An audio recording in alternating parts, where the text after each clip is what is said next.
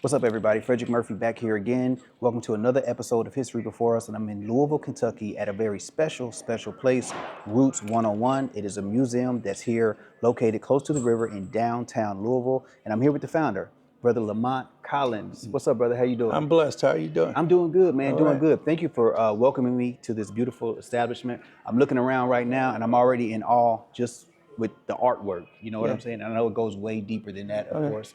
But if you don't mind telling us, what motivated you to get this started, and why was it important that it was in downtown Louisville? What's so important about being downtown is I'm right beside the Ohio River. That was called the River Jordan. So when African American, not African Americans, but when Africans escaped or came to this country, well, not escaped this country, but were escaping Louisville or Kentucky, they went down the Ohio River. It was called the River Jordan. It's right across from Indiana because Indiana was freedom. Yep. But even though you got to Indiana, you had slave catchers on the other side. That's a whole new story.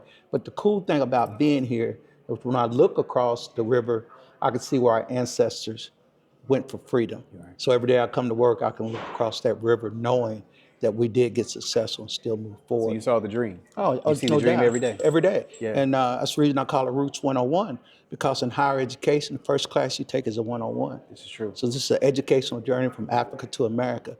But I tell young people that we're descendants of kings and queens that were enslaved in America. So when you come to this museum, the first thing I do is put these chains. Yeah. These are original chains from Really? Ghana, more than 400 years. And when I put these chains, These are heavy. Oh yeah.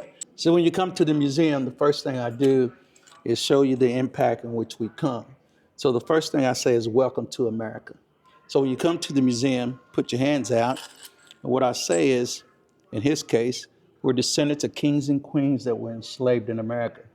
But in America, they said we were three-fifths human to justify slavery, even though we built this country brick by brick. Welcome to America. And they're heavy. It speaks to itself, physically and mentally, what we go through.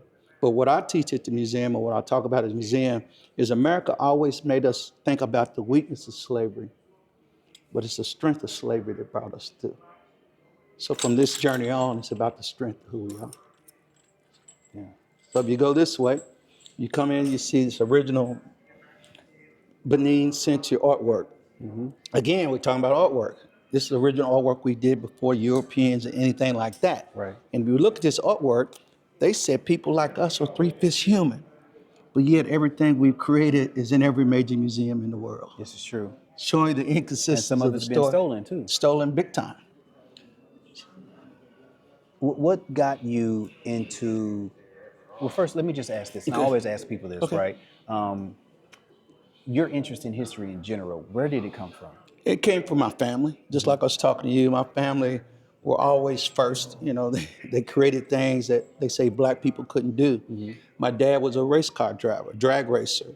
He also played football, went to the University of Idaho, of all places, Wow. Tennessee State to Idaho. So he saw something a lot of people didn't see. And what he saw is that black people could do anything and not be restricted to anything. So I always was brought up that way. So when we were little, he moved us to an all-white neighborhood. And when Here he in moved, Louisville? Here in Louisville, all-white neighborhood, about 1968, maybe 1970, right after Martin Luther King. And I said to him, I said, Dad, why are you dropping me behind enemy lines? He said, I'm not dropping you behind enemy lines. I'm dropping you into the land of opportunity. So when I moved in that neighborhood, I was always a great athlete. Yeah. Best basketball, football, baseball, that was me. So when I moved in the neighborhood, little white kids would knock on the door and say, hey, Lamar, let's go play baseball. This is how this all started. And we go play baseball, and the first thing the white kid would say is, Don Drysdale's the best pitcher. And I go, no, he's not. Bob Gibson's the greatest pitcher.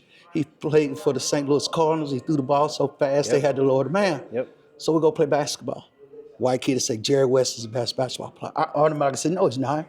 Wilt Chamberlain's the greatest player, 100 points, 20 rebounds a season, he's the greatest. And then we go play football. White kid might say Paul Hornung. Paul Hornung played for Green Bay Packers from Louisville, Kentucky, went to Fly J High School. And I say, no, he's not. Jim Brown's the greatest I ball knew you was player. about to say Jim. Jim Brown, every time he touched the ball, he went 5 yards, lacrosse All-American, and he was a movie star. Yeah. So at 8, 9 years old, here's what I saw. When the white kids came back to school the next day, they said, hey, Lamont, I talked to my dad, And my dad said, Jim Brown is the best. And I said, I told you so. So from a very young age, I talked about Black excellence and how Black excellence was so important to who I was. Yeah. And that's why this museum here today. Where did you compile such a rich collection of this history? How did this all come into play? And I say faith over finance. Okay. I didn't have all the money to do this, but I had the faith to do it. And I didn't ask permission to do it. So what happened was, when I was in University of Louisville, I had a roommate that his dad was an attaché for Senegal. So I started talking about history, and I started buying pieces. And over time, people trusted me. I get African traders right now to come here and leave stuff here because they know I'm telling the right story about it. Wow. You know, that's unbelievable. All our life, we talk about the '68 Olympics, but we never realized what happened in the '68 Olympics. Here there are brothers in 1968 going, wait a minute, we need to fight back. They were thinking of power, fist, right? Black Panthers, black power, black power. But we're thinking in 1968, we're coming up with that, but we're connected to Africa, and Africa already told us power was in unity. Think about that. Yeah, the evidence is right there. They're right. Power was already in unity. But that's the innateness that I feel that's just ancestrally Connected. embedded. You know what I'm saying? Yeah. And then sometimes it takes certain moments in our lives for it to be activated. That's right. And then when you look back and you do the research and you be like, well, no thought is really original. That's you right. know what I'm saying? Yeah. And this was just buried in. But the more research that you do, the more you'll be able to, become more cognizant of those things. How connected we are. Yeah. When America said we wasn't connected, right? Yeah. One of my favorite pieces, Liberty Bell. Love the Liberty Bell. Everybody brought up about the Liberty Bell. Philadelphia, 1776. And we talk about the bell, but we don't talk about what's going on with the bell. It's not the crack in the bell, it's the crack in the foundation of America because slavery was going on at this time. Slavery didn't end to 1863, but every 4th of July we celebrate liberation, we celebrate celebration, and Frederick Douglass says, what is a 4th of July to a slave? Yep, sure enough. And then when you look at that piece in school, we're talking about brotherly love, and we wasn't even included in this whole message. No. And that's why I love how so many different independent communities has their own day to celebrate. That's right. So we celebrate the 8th of August in Middle Tennessee, Eastern Tennessee, Western Kentucky, Hoptown. Right. Like that's the 8th of August. Virginia, Southwest Virginia, and even places in Ohio celebrate the 8th of August. Yeah. And then of course Juneteenth in Texas. And there's no knock on any of those. Right. But everyone had their own certain day in which the word traveled and got to them. This is one of the few pieces you see where a black man standing straight, because usually they got his bent over as a sign of weakness. Very subservient. Right. But this is straight up. And then I thought about, I told you that I grew up in an all-white neighborhood, right? Here's one thing I learned. I had a lot of Jewish friends. And Jewish kids would go to school. And they couldn't even play ball on those days, Saturday. Remember what Saturday was, but it's called Hebrew school. And they were taught their education. And they were taught that they were survivors. They talked about how they came, in biblical times, became survivors and survived from Hebrew slaves. Then they told about the Holocaust. In the Holocaust, how in the Holocaust, they came through the Holocaust, got on a ship and came to America, and they were survivors. Right. Well, black kids got on a ship too. We got on a slave ship, still dealing with the issues, the same things we dealt with those time places. Sure. And then, but we never told our story. Right. See, my Jewish friend has told his story, so every time he goes somewhere, he's just say himself as a survivor. A black child has never told their survivor. Never seen a picture with the word survivor, but every Jewish kid does.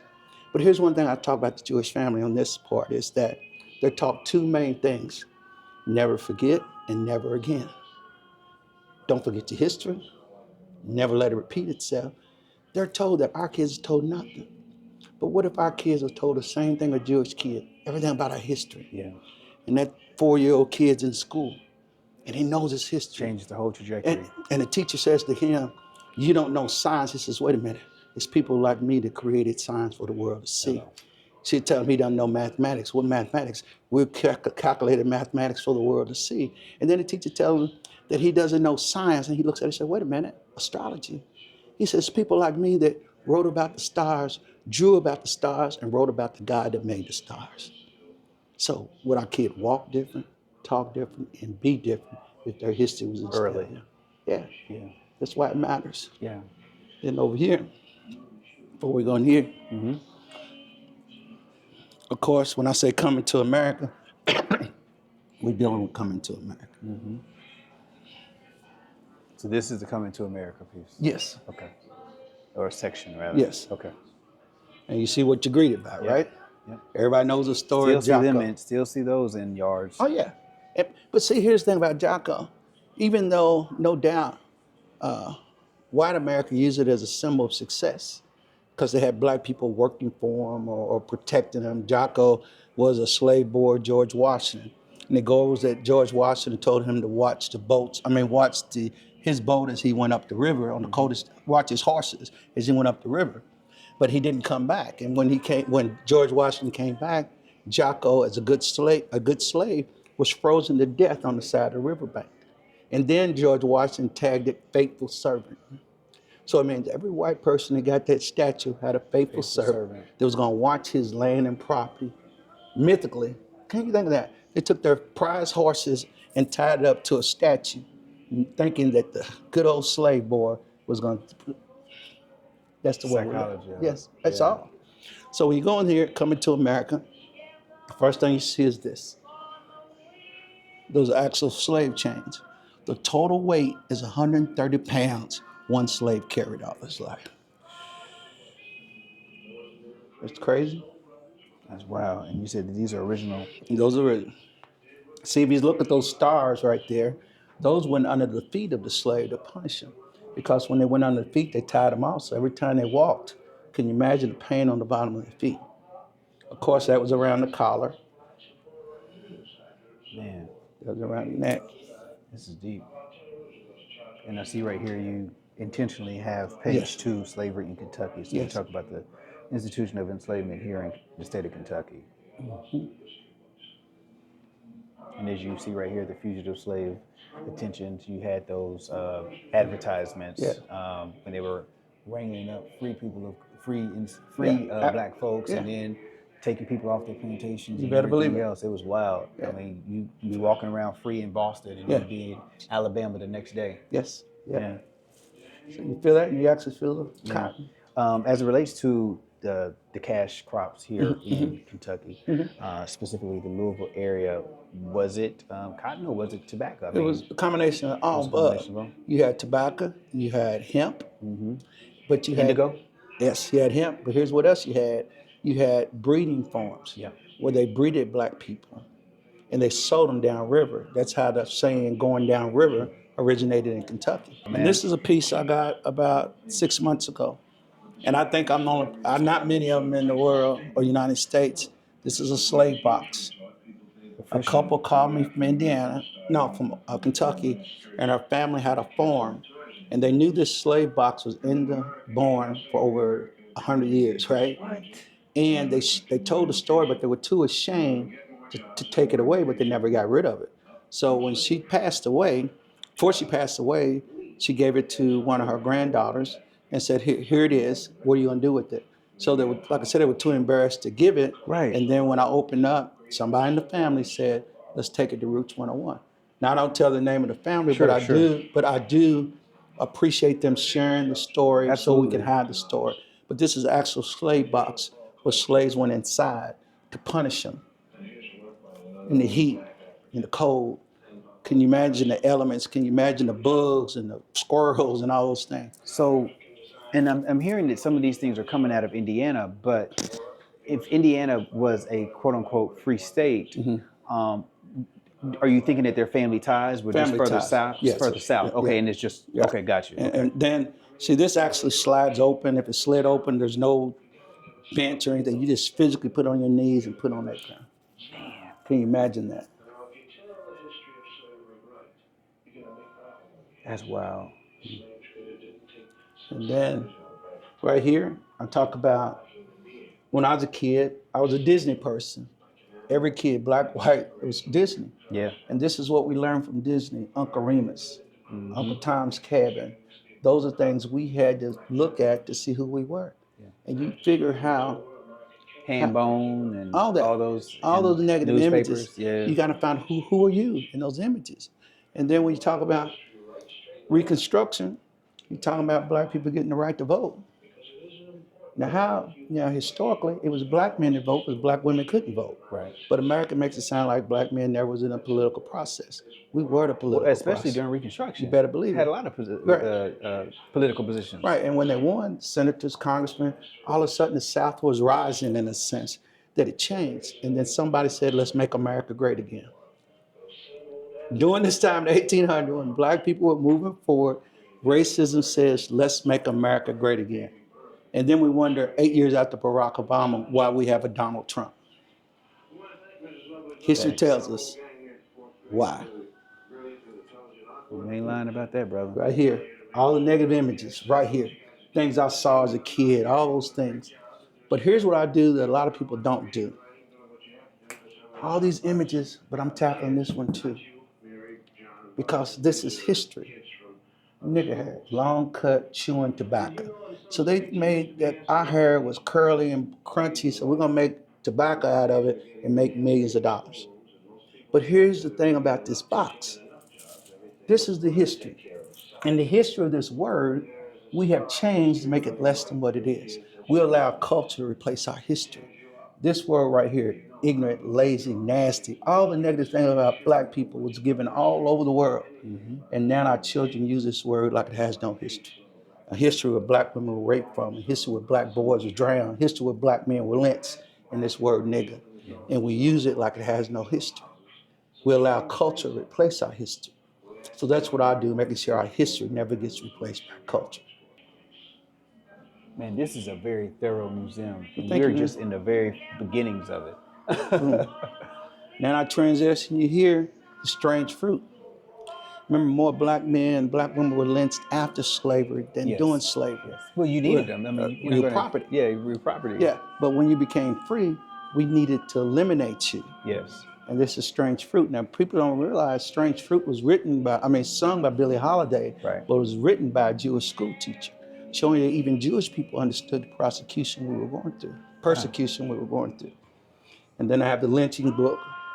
I used to come to lynchings, picnic. Yeah.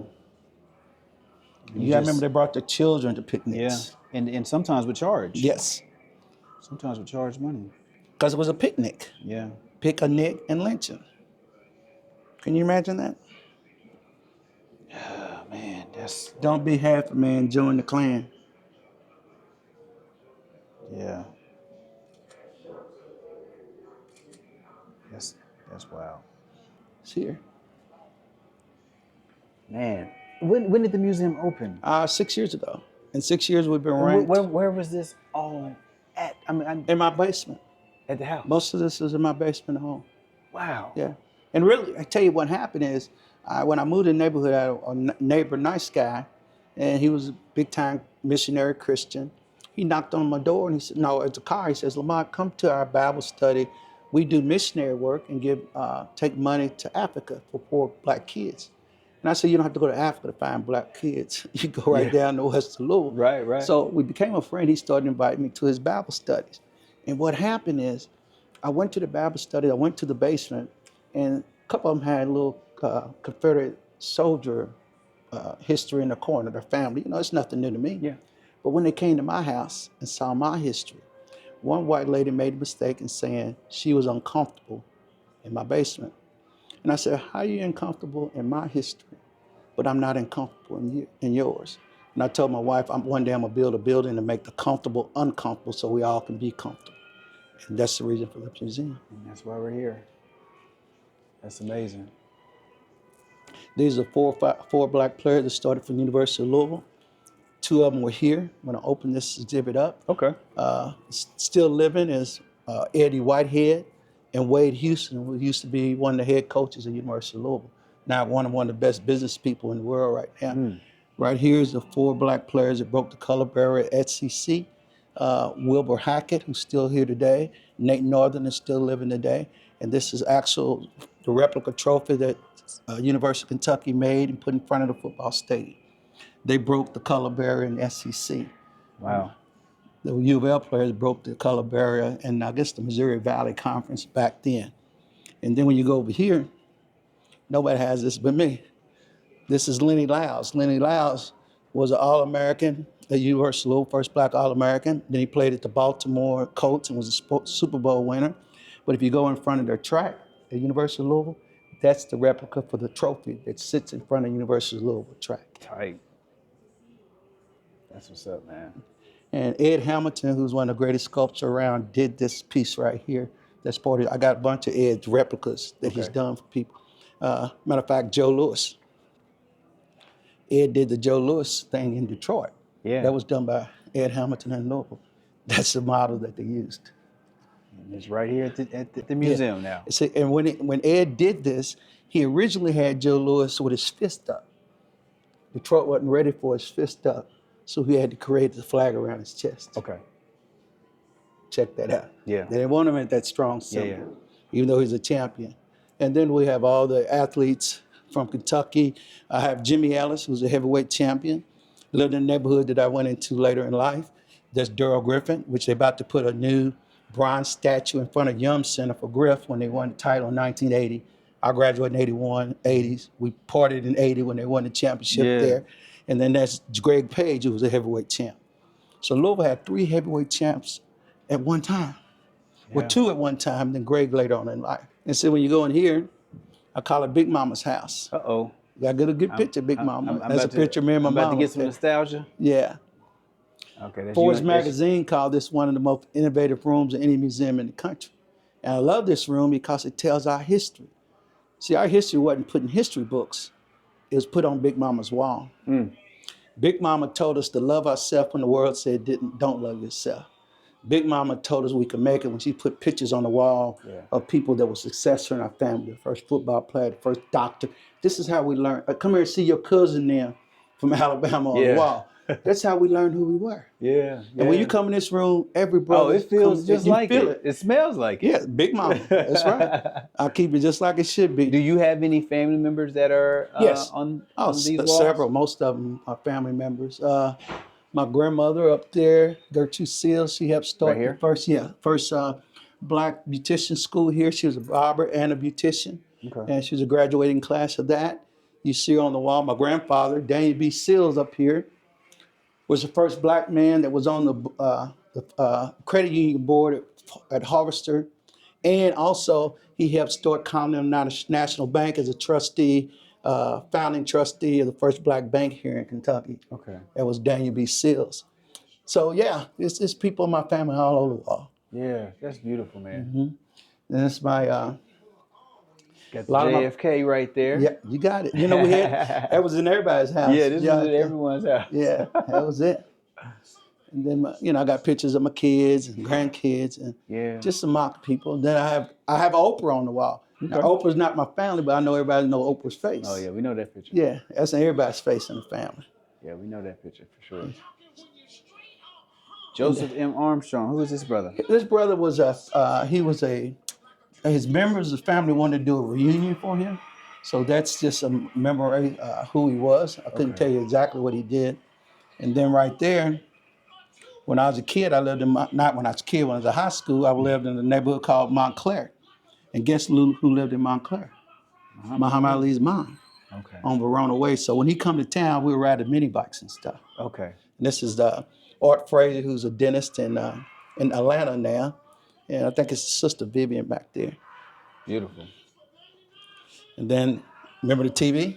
Yep, on the floor. You doubled as when the other one didn't work. A little bit of everything. Yeah. You had to double up. Yeah, you go to the next one. Yep. Put your pictures on here, your vases, everything on those floor models. And then you had to be the remote control, get up and change it. Yep. So there's so many memories for us when they come in this room. Only thing I don't have is the plastic on the couch. There you go. I can tell you my father was a dragster, drag racer. That's one of his race cars up there. Oh, wow. And guess what it was called? Ghetto Gang. Ghetto. He created a car called Ghetto Gang, and he got the city to pay for it. Because at the time he was wanted to directors at Community Action Center. Okay. And he said, hey, let me create, and he was working at Ford as a supervisor. He said, let me create a program that y'all help pay for, and kids can come and learn how to race, how to build cars and come work at Ford. Yeah. And that's how it started. That's amazing, Yeah, man. called the Ghetto Gang. Yeah, this. So I got it honest. You got it honest. That's for sure. Who are these two ladies? Do you know? Yeah. That's my great grandmother Bum Bum. Oh wow. And that's my great grandmother Willie Mae Sewell. Do you know the years they were No, born? I just pulled it out for. I'm not sure. I know Bum Bum when we was kids said she was a little girl when Jesse James came to town. Okay. She was from South Pittsburgh, Tennessee. Y'all know exactly where that's at. That's not too far from Chattanooga. That's where my father's family was from, Chattanooga. My mom's family was from McIntosh, Alabama. I call it Stairway to Success, to let kids know how important Black universities are to who we are. Yes. And how important education needs to be talked about today, because now that I think more than 50% of Black women have a college degree, now they say college. Are lagging behind. Yes, but what they're saying is education doesn't matter. That's my concern. Is education always matters. Yes. And we want kids to know. All right, we're getting closer to my school. Well, I got my There we daughters go. on there. You got JCSU right there. Now that's his daughter's school. Yeah. JCSU. I used to work there. Yeah. Was just there the other day. And then there we go. That's one of my schools, Tennessee State. Let's see if you got the other one. Graduated from Tennessee State. Remember, I only got 17 steps. No, let's see. There's Fisk, Usually I put people that I knew Dillard. that went to the school. Grambling, Alcorn, Hampton, Howard, A&M, Alabama A&M right there, Prairie View. I don't see Bethune-Cookman, brother. I don't see the second one. It's all good. You got everything covered. I know that just in here on a daily basis, well, I'm sure outside of your family, this has to be the most proudest. It is. Okay. Yeah, that's no doubt. And the community has embraced it so much, especially with the environment we're in now.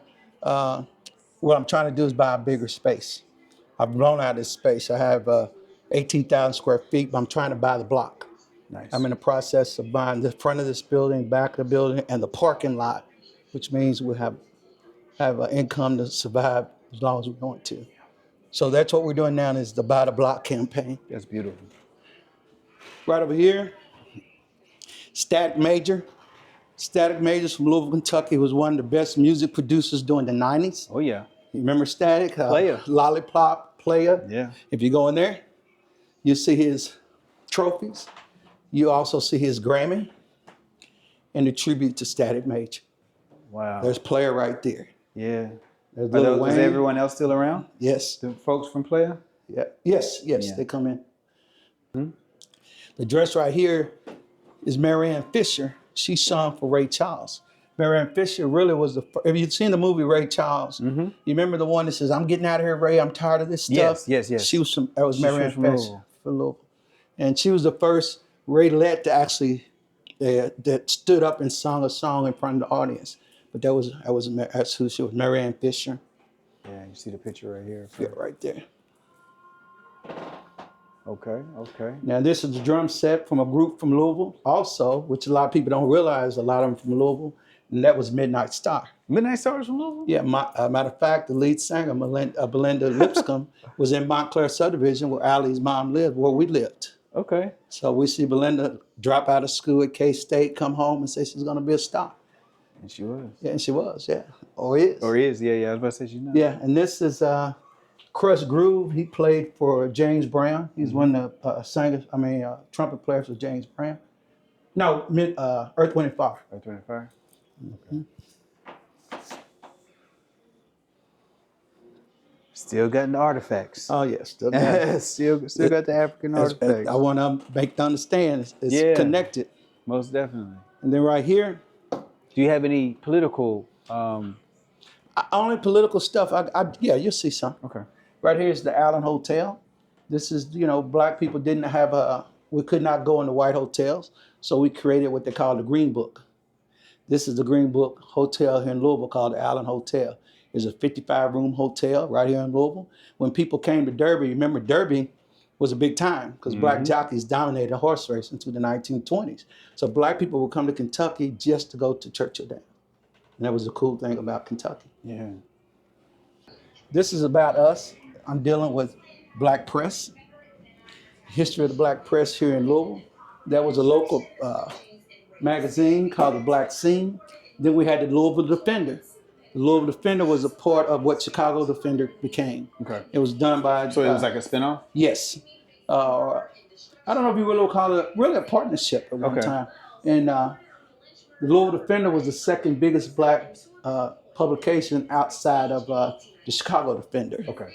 So that was done by W.E. Stanley. And then you got here, this right here, this is when Emmett Till died. This person right here from Louisville, she was on the cover. They took her off the cover because Emmett Till, they had to put Emmett Till on it. But this is one of the few copies with her on it. Her name is Wade. Her family lived here in Louisville, Kentucky. Her grandson brought that into me. Wow. And that's very unusual to have that. Yeah. Yeah, all the good stuff. So some places saw her, some places saw Emmett Till. Why men prefer longer hair? Yeah. This is an age-old battle, man. Yeah. Golly. No doubt. So many things we still debate. Yeah. No wonder why y'all be winning these awards, man. Right here.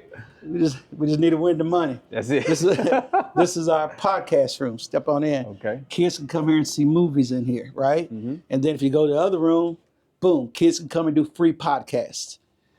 I do free podcasts for every child that wants to do a podcast. I teach them to learn history in part of the podcast. Oh, wow. And they come and get to set up and get on. They learn how to speak, learn to talk, learn to tell their story. Just as long as they include history in part of it. Yeah. Yeah. Man, talk about something to aspire to have. This would definitely be on my list for sure. Thank you, man. You know, what's cool about it, it can be done anywhere because our story is the same story wherever we are. So I would love to have roots everywhere one day. Well, I mean, the title keeps it open too. Yeah, exactly. Roots 101 Louisville, Roots 101 Nashville, Roots 101. Yeah. And it's attainable where we can control it and control the story and not allow people to tell our story. Now, let me ask you, the way in which the museum is set up, were you part of the design team? I was all the design. Nobody's done anything but me. I have a guy that comes in that's a local alderman now. They help set me stuff up, but everything's from here. Okay. What God's given the vision for. Yeah. Thank you guys for coming in. Thank you. Excuse us. No, you're good. Thank you. It was great. Thank you. Good. Safe travels. Now, this is Breonna Taylor.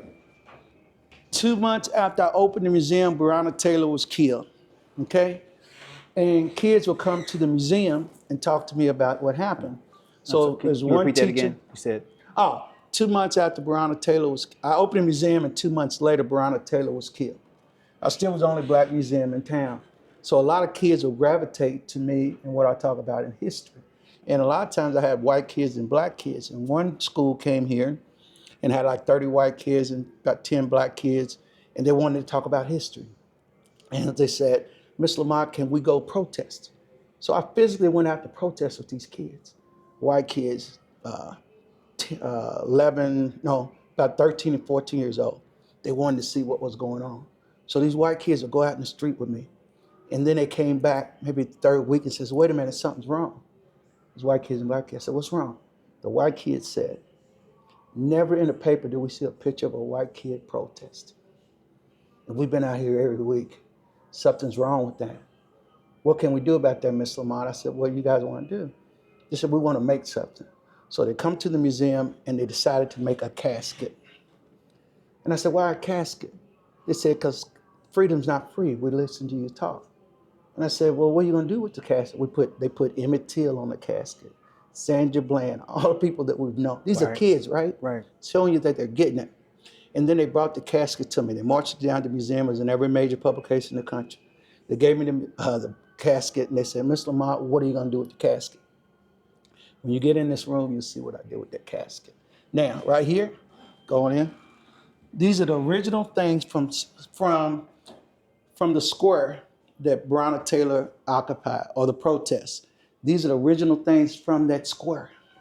Came here. Now, other things went to white museums, but the original stuff came here, showing the kids wanted. The other museums got millions of dollars. I got nothing other than doing the right thing with it. And 5 years later, it's still here, Yeah. showing you this is the home it should come to. And then when you talk about this wall, this is a protest. This is actual things from the protest the kids brought in here. This is one of the most famous pictures here. This was done by artist Ants Williams, I think his name was. He draws backwards when you flip it Oh, around. I see that. Yeah. That was his piece there. And then here's the casket I talked about. Turn on to the casket. You asked me what I did with it. I put a mirror in it so kids can see themselves. And what are they going to do to change this world? When I was a kid, John F. Kennedy said, do not ask what your country can do for you, but what you can do for your country. Yeah. That stuck to me. When I told the kids that, they never heard it before in their life. And they want to know what they can do. And that's the coolest thing about that. See? And all the pictures, you finally see one. Yep. Just one. Just one. But they were out there. You know, I think the saddest thing, and I'll be speaking at a thing they're doing on the 28th, the saddest thing about this whole thing is the trauma. Is almost like a walking dead. When the kids got through with the protests, it never stopped. Mm-hmm. And so much of the things they deal with is still traumatized today because of that. Even getting out there walking. Yes.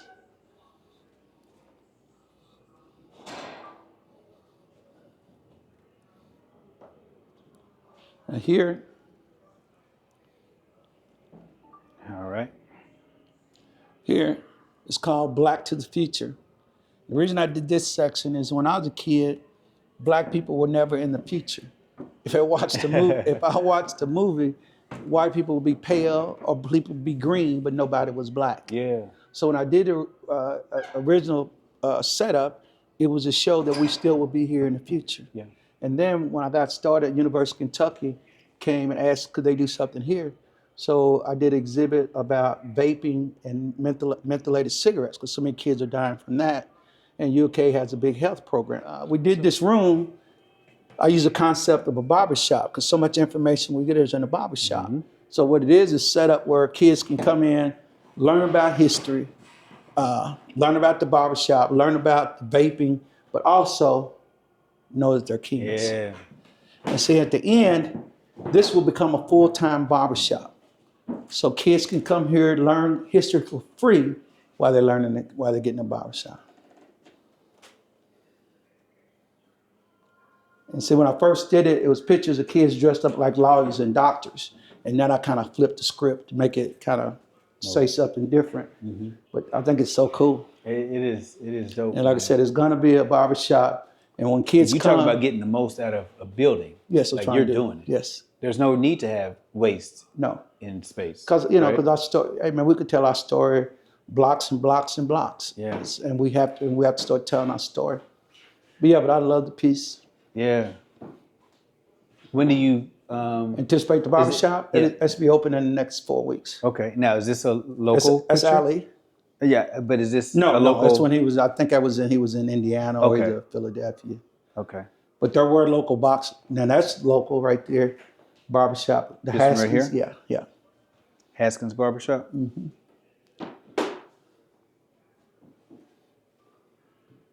That's what's up. And the other thing I love about this mirror here is when you look in the mirror, guess what you see? Look in that mirror.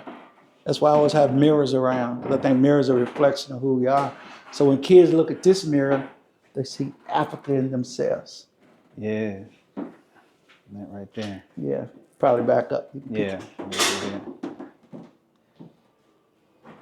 Yep. Man, you got it covered, brother. Trying to cover more. I'm not through yet. As it relates to the impact that you feel and that you've been told that this space has, what is the impact that this space has on people when they come in here? I think they see a different self in them. When I talk about being descendants of kings and queens, they actually feel that When I talk about the strength, it's not the weakness of slavery, but the strength that came through it. They still realizing the strength we come from. And I don't think America's ever made us know our strength. They kept that as a secret. That was never a secret. That's our power. Our power and our ancestors that rely in us because they survived. And when we learn that story, I think that's what makes it so unique when you walk out of here. You're different than you come in here. Yeah. That I know for sure. And it seems like this is kind of like the fulcrum that creates that sense of balance with what is being taught in the real world versus what we know to be true, but has been underrepresented in our culture as well as in the United States of America. Yeah, remember when I was talking about balance down there? It's a true balance of who we are. And if we balance, we walk different, talk different, because we have a different balance being to work with. We're not off balance. Not off balance. What we've seen today at Roots 101 is a powerful reminder that history is not just about the past, it's about how we carry it forward. The museum holds space for the ancestors, for the artists, for everyday people whose stories deserve to be told and remembered. If you're ever in Louisville, do yourself a favor and come experience this for yourself. Don't forget to like, share, and subscribe for more journeys into places and stories that shaped us. Until next time, keep seeking, learning, and keep honoring the roots.